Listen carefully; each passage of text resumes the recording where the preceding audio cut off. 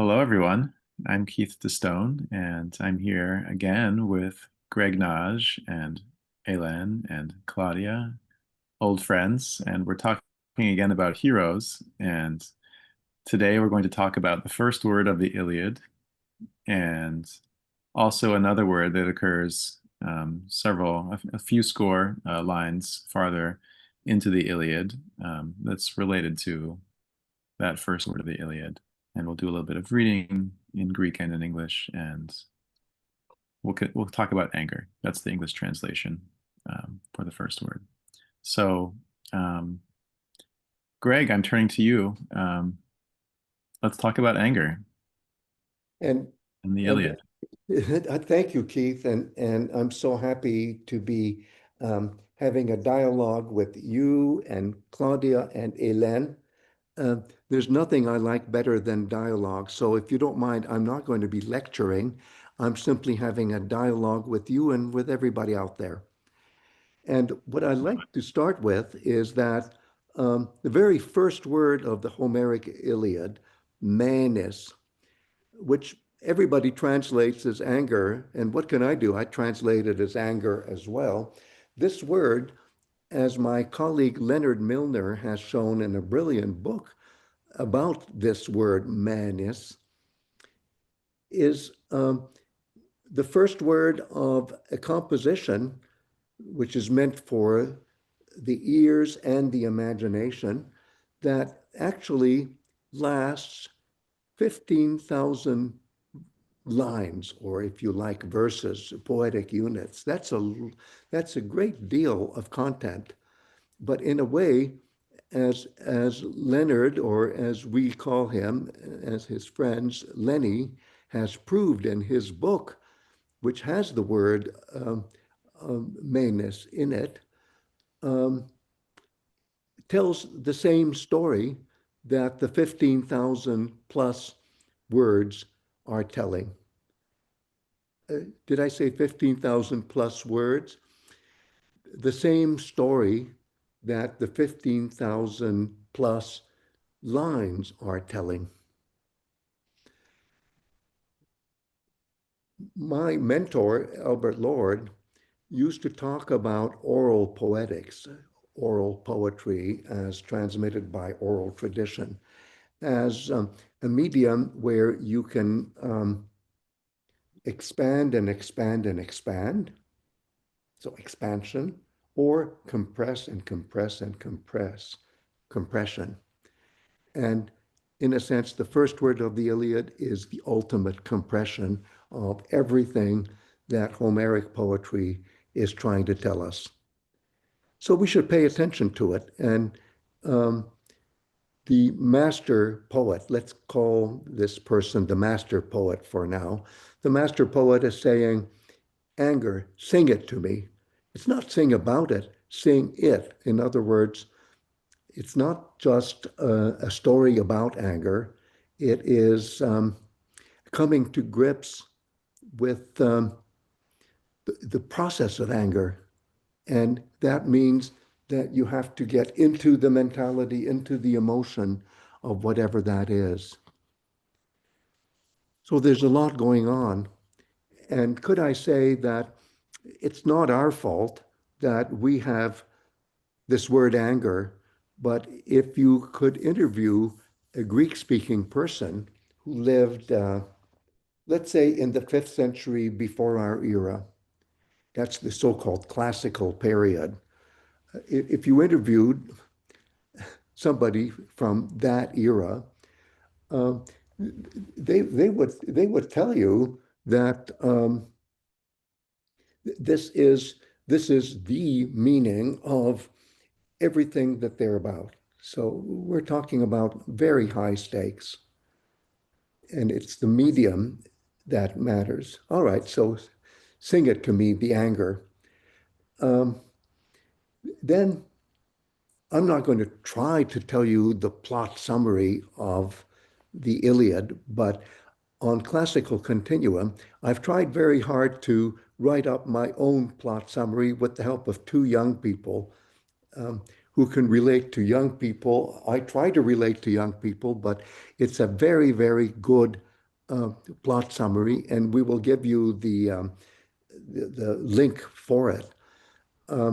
So I can now just fast forward to another word that comes a little bit later in this all-important narrative. And I like And I'm to going to say, start showing this on the screen now. yes, You please keep do. talking, Greg. Yes, It's going to appear do. though. Thank you, Keith. And you, dear ones out there, if you read this, you will really get the essence of what I'm trying to say in the next 15 minutes. So there in our 0 text A, there's the word. All right. Now look at our 3 text A, and you see that Achilles experiences anger, but wait a minute, it's another word, holos. And it turns out, I don't have time to talk about the third word, that there are 3 words that we speakers of English, and it's my second language, so I'm not an expert in speaking English. But when we say anger, in the 5th century, they would have 3 different words that we translate as anger because we don't have separate words for them. And I'll just say one little thing now, but we'll talk a lot more about it the next time we meet, where I will try to tackle our 1. Right now, we're just doing our 0, and we're trying to um, get people introduced to some of the things that I so care about. So I'm saying that in the case of this word, I used to think that it just means explode with anger. The way many of us are familiar with this, the way we lose our temper and then we sometimes experience uncontrolled rage, if you like. But I don't want to get specialized about how to translate this holos. Whereas, Keith, if you would go back to the first text we looked at, there you go. That word, where I'm translating it too as anger, is madness. And my colleague Lenny can show in that book that I was telling you about that this is a superhuman kind of anger. Some some some superhuman people can, I won't say experience it, express it, but it's a cosmic kind of anger. And my dear colleague, Claudia, who was Lenny's student when she was in college, can maybe say something about how Lenny used to talk about this word. Claudia, can you chime in and just give people a rough idea of how Lenny interprets the deep meaning of this word that we superficially translate as anger? Absolutely. So, yeah, I think it's hard to compress this because it's a beautiful argument that is built very succinctly over the course of his book, The Anger of Achilles. But if I were going to jump to a quick definition, I would say that Lenny, if I can channel him correctly, is going to say that menace is a kind of cosmic sanction. It's more than a feeling. Okay, it's not just like a personal feeling of anger or expression of anger. It is a cosmic sanction that is kind of triggered by times when different individuals, larger than life individuals, are making decisions that break rules and taboos that help to maintain the fabric of the social order and also of the cosmos in general. Okay, so one of the things that Lenny would talk about is some people are given a reading of the Iliad in which Achilles, the main hero, is kind of a prideful individual, and that he gets angry in the beginning because he's insulted, and then he takes certain actions and has this anger, and it's really about kind of his personal feelings and his pride, and then he has to get over his pride and blah, blah, blah. But what Lenny will show in his book is that what happens is that there are rules of exchange and rules of hospitality that are broken in the very beginning of the Iliad. In the first lines, we'll hear about them, and that those things are so damaging to the fabric of their group and of the cosmos that Manus is actually an appropriate response to what is happening. So that's my shorthand version. I hope I did justice to. That's so beautiful, Claudia, and it shows how a good teacher is really a good learner. I think it's not that Claudia is learning things I sure from am. it's an intergenerational team that when Claudia was a college student and Lenny was a younger professor, um, they just come to terms with these very deep meanings Yeah. that are not easy to come by, except that it's so beautiful that you're just attracted into it. And then, dear Keith, for that second passage, which I call our three text A, Achilles is tempted to just react to the insult that has been inflicted on him by a bad leader, an unworthy leader, but a leader who still outranks him. And the sad thing is that Achilles's comrades, people who suffer through life and death experiences, instead of backing him up, and he's more moral, I'll put it that way, than the leader is. They don't back him up, so he gets so angry he wants to kill. He's tempted to kill the bad leader, and that's what this holos is. Achilles is thinking, should I just draw my sword and go up to this unworthy person and just kill him? And it turns out that he doesn't. And instead, he opts for this cosmic anger that Claudia summarized so well. Now, I know that Keith has to leave in 6 minutes.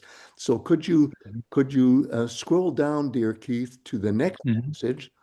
Just keep Yeah. just While going. I'm scrolling, I'd like to add this passage where Achilles refrains from his kolos kind of makes the point that it's not about Achilles, that Claudia, you were just saying when you were channeling Lenny.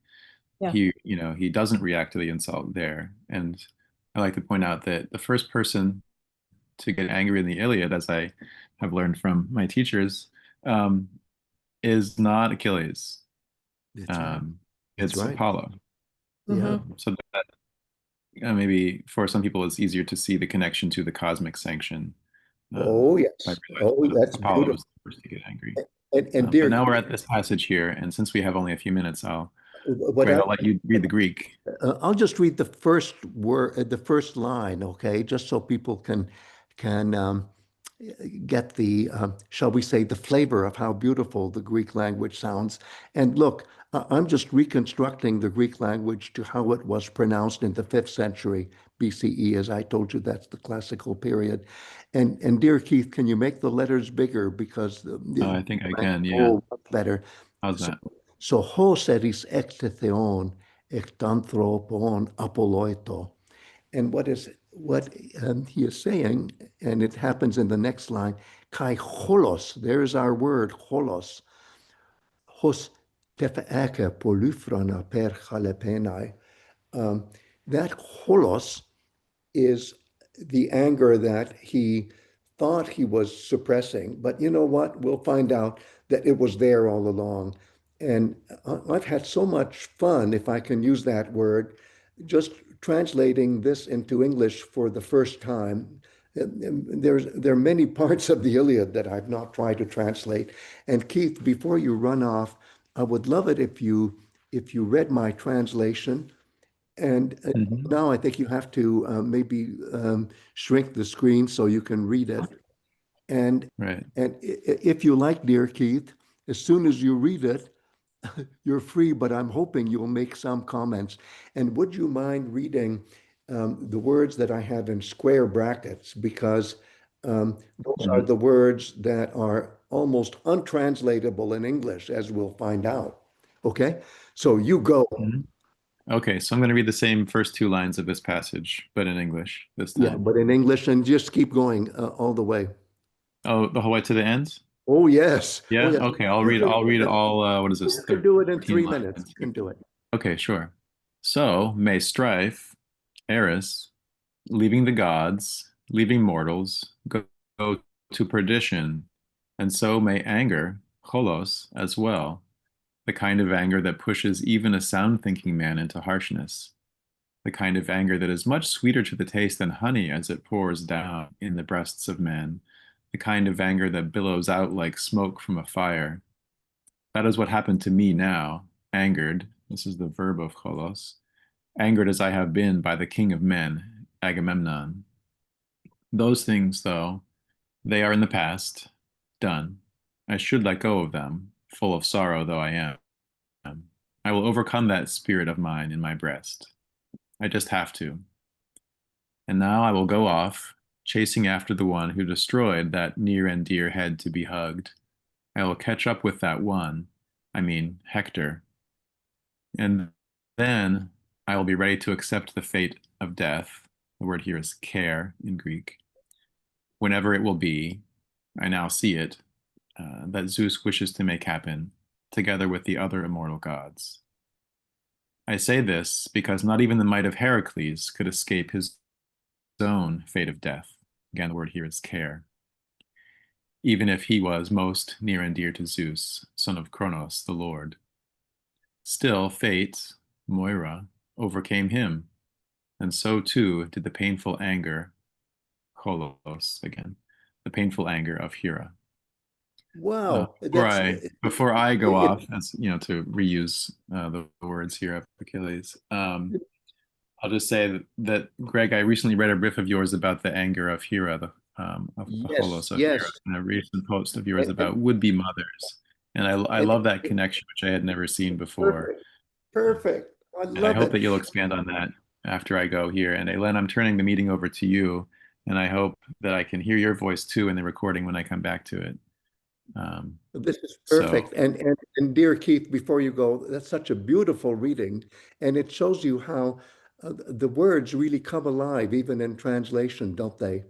They just come alive, and you did such a masterful work on it. There were a couple of seconds where my connectivity, this is the electronic connectivity, was slightly interrupted. I don't know, Hélène and Claudia, whether you got a glitch too, but maybe if you didn't, maybe we'll have to reread just the last couple of lines where some of Keith's words were technologically, shall we say, interrupted, at least in I'll mine. leave that to you. Yeah, I need to leave, as I said, and you'll have to reshare the text again if you want to see it. Maybe Claudia, and you can do that. please give my love to your amazing daughters, Iris and Talia.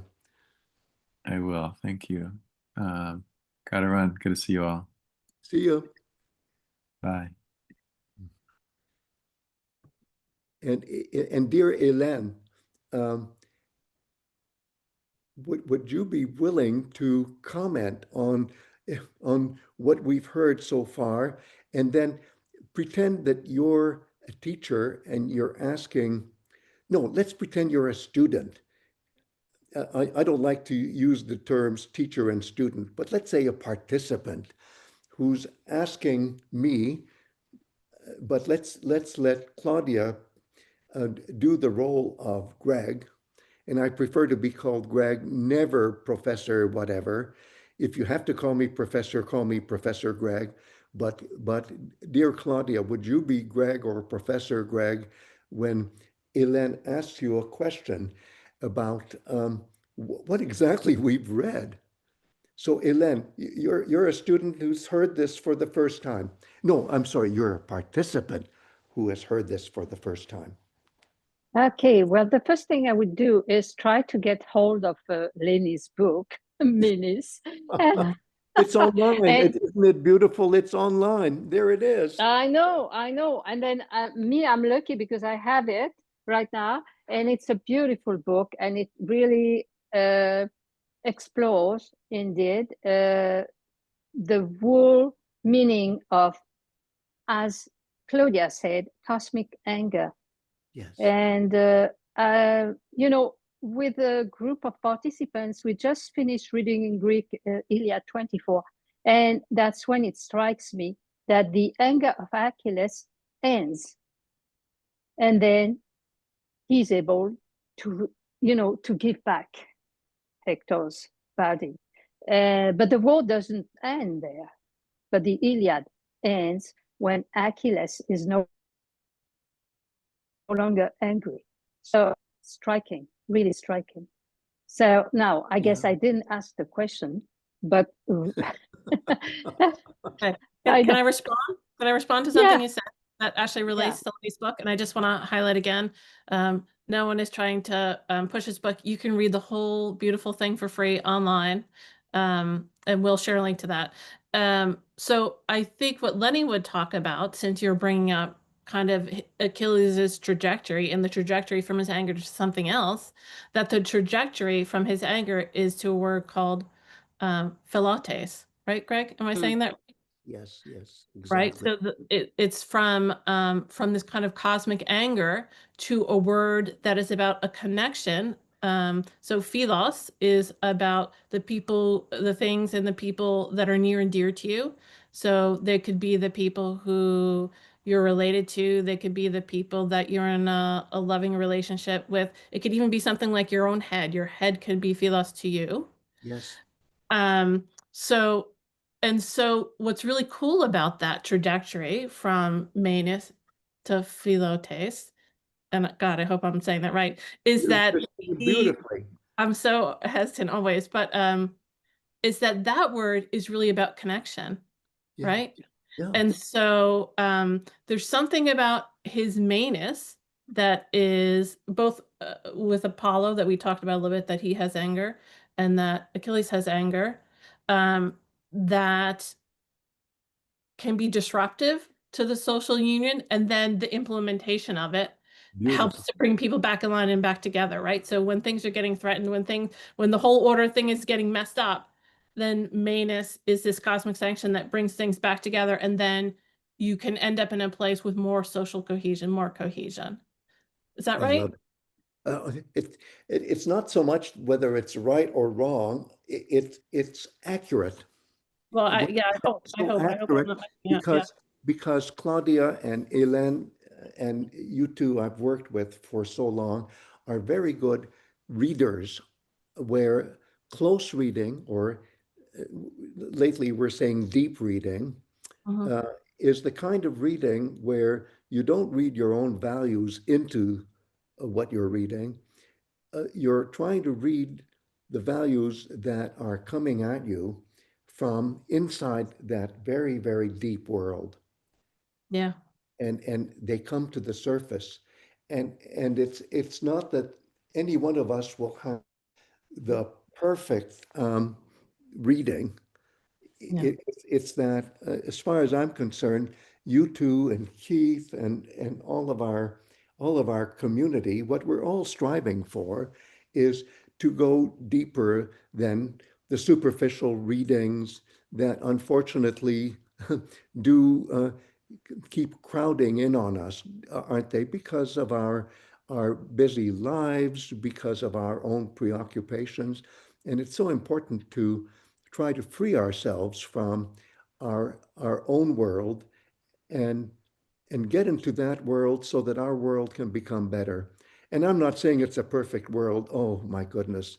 They had so many moral blind spots. We have so many moral blind spots, and they don't necessarily overlap. So let's ban the word right and wrong. We can say, have I channeled Lenny well? I say, you've channeled Lenny beautifully.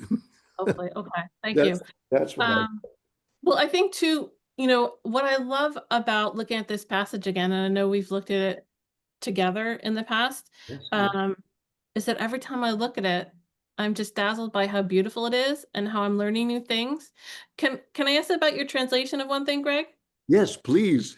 Okay, so in that first passage, in the 13 lines where Achilles is performing poetry of anger, he kind of says a curse and says, hopefully can my anger go down to perdition. Can you talk about that a little bit? Well, the thing is that Hades, which in our readers, if they've never read the Iliad before and they're just getting inspired to start reading right now, Yeah. and maybe reading the outline first just to get familiar or whatever, and they're all online, and we'll share all the links when we're done talking. I would say that when you look at the whole picture like that, um, my one big takeaway about how it's also visual, even though it's meant for the ear, but the ear is meant to visualize everything, is that yeah, I did translate to perdition because when we see the word, I'm finally getting to the point that you're making. Yeah. Sorry for that big riff to introduce it.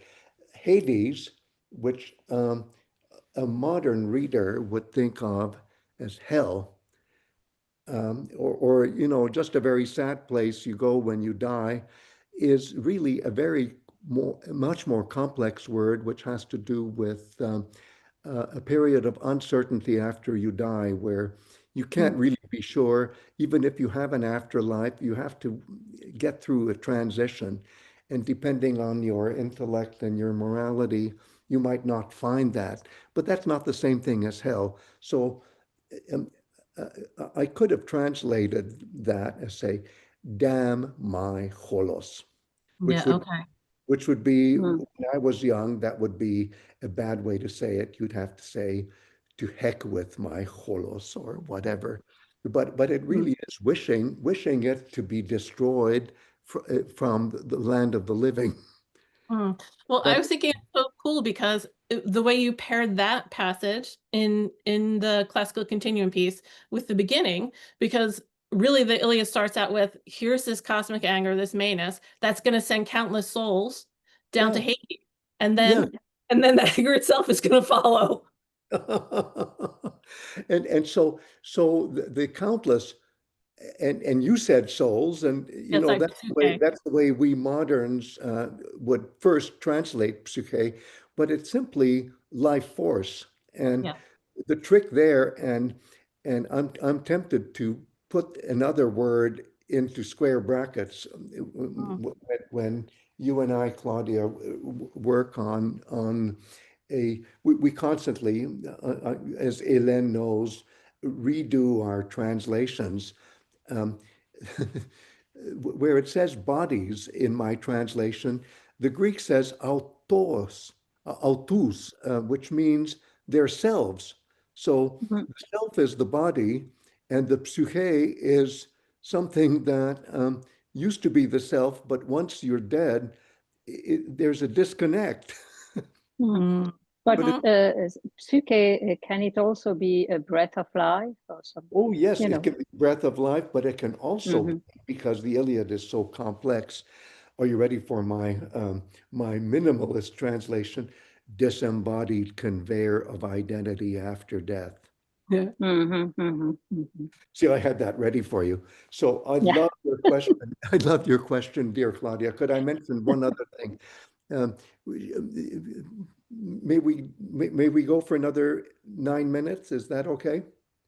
So could I just say, at one point in this new translation I have for the 13 lines that Achilles himself says very poetically about one kind of anger, holos, which he says, damn my holos, I just want, but I have to do one more round, and this is going to be the most horrible kind of holos. So it's a weird set of Mm. 13 lines. But at one point I translate, I can just see it. And could I just warn my wonderful listeners out there, is that when I translate, what I translate as I can just see it, it's just one little Greek word. Grammarians call it a particle, and ancient Greek had it. Modern Greek has even lost that kind of thing. And particles are ways of expressing attitude, emotion, your current reaction to things. Um, they used to have a different kind of accent system, so they needed particles, but particles are very handy for us because uh, they're almost better than intonations, the way I sing song what I'm saying. So anyway, um, linguists who call themselves pragmatic linguistics people have proved that the word that I'm translating, I can just see it, God, is a word that you use when you're speaking in 5th century Greek or pre-5th century Greek that means um, I'm seeing something, I'm visualizing, I'm, shall we say, projecting it on my movie screen in front of my eyes. I see it, but you may not see it. I want you to see it. So it's just saying, you may not see this yet, but I already see it, and I so want you to see it. The closest thing that comes to that in colloquial English is where you say, you see, Yeah. where you're hoping Yeah. someone else will visualize what is projecting at you in your imagination, and you're looking at it. Close your eyes, and it's your mind's eye. Yeah. Sometimes particles can be like emojis, you know? They are, and I had a wonderful participant once who was very reserved. You know, the kind of person when you email each other, um, she will say, "Fine," period. And I said, I said, Su Young, if you say fine, period, it doesn't mean fine. Yeah. Yeah. So it's that Um, kind of beautiful dynamics, you know? yeah. This is also beautiful and interesting. I'm thinking about the phrase like look it. Yeah, look at it's perfect. Yeah. Right? Yeah. Can we talk a little bit more? I just want to bring this back now to the anger of Hera. Yes, And I know yes. 6 minutes, that's a hard one, but if anyone can do We it, have Greg, you six can do it. minutes. We have 6 minutes. But I know. could I say that in a situation where I'm speaking to people live, in let's say a live classroom, instead of the way we're doing this, where we're Yeah. trying to be electronically live. Um, uh, one way I can try to handle it, and I'm going to try to handle it this way, is to say, well, look, we're not going to get to this time, but we will the next time. And Sure. actually, Yeah. actually, because Claudia is my #1 editor for Classical Continuum, she already knows what we're going to do the next time. But can I do what is now a 5 minute? No, let's do a 3 minute version, and then Hélène and Claudia will comment, and then we'll call it an hour for now. How's that? So here it goes. Um, it turns out that Hera, this goddess who is married to Zeus, uh, is angry at Heracles, partly because Heracles is not her child. Um, as is typical for Olympian gods like Zeus, they have sex only with mortals, and mortality is the dominant gene, and immortality is the recessive gene. This way, Zeus can never be overthrown. Isn't that handy? And so, even Achilles has a, a mortal father. In the case of Heracles, who's the model of Achilles, as we see in the last two lines of what Keith read so beautifully, or the last three lines of what Keith read so beautifully, Achilles knows that Hera, this goddess, is angry at Heracles, the hero, because Heracles was fathered by Zeus, yes, but not mothered by Hera. It was a mortal mother, so therefore Heracles is a mortal, just like everybody else, even though he's an even more high-ranking hero, and I'm watching the time, than even Achilles is. So I love the way Achilles is referring to the anger of Hera. Now, I'll try to say this in 1 minute, and this will be very hard. In the Theogony, in the Hesiodic Theogony, Heracles, as one of his 12 labors, shoots to death a dragon, a she-dragon, and then he collects the gall that is spewing from the gallbladder of the dying she-dragon on the metal tips of his arrows. So he has poison arrows. Now I'm going to go really fast. In Iliad 5, and I can hardly wait for our participants to read Iliad 5 if you haven't already. In Iliad 5, Heracles shoots a poison arrow into the right breast of Hera. Ooh, this is not a good thing. So then, guess what? Hera persecutes Heracles, not just for that reason, but for many other reasons. As we know from the Iliad, Hera breastfed the mother of Achilles, who is Thetis, who then, because she's the mother of Achilles, had breastfed Achilles. So Achilles has this bile from the gallbladder of the dying dragon, a female dragon, in his blood. And so, of course, he's vulnerable to having gallbladder explosions because holos actually means the bile from the gallbladder. And it has to do with what ancient physicians used to call melancholy, which is melancholy. The choly of melancholy is the bile, the black bile that makes you angry and hating and all those negative things. It's not just sad, it's all the other things as well. Whew, okay, that was, we still have 2 minutes. Impressive. Impressive. Helen, what are you thinking? What are you thinking? Well, I really like the way Greg just went around the word colors. Yes. I've never thought of it in this way, and this is wonderful. The way you tie it with the, melancholy, the bladder, the amazing. It makes sense, really. And I can hardly wait, Hélène, for the next time we meet because we're going to unpack this. Awesome. And then you'll see why you'll see why the Queen of the Night, as it's not so much Mozart anymore, it's Ingmar Bergman interpreting Mozart, how the Queen of the Night is a perfect modern way of thinking of the anger of Hera. Amazing. So, Greg, as we close out, why don't I do we want to invite our friends and community that might be watching this to start reading the Iliad and maybe start with the first 4 scrolls? Yes, I would love that. And if you can sneak a peek, I wish we had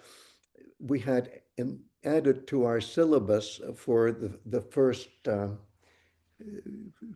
for let's say our second meeting.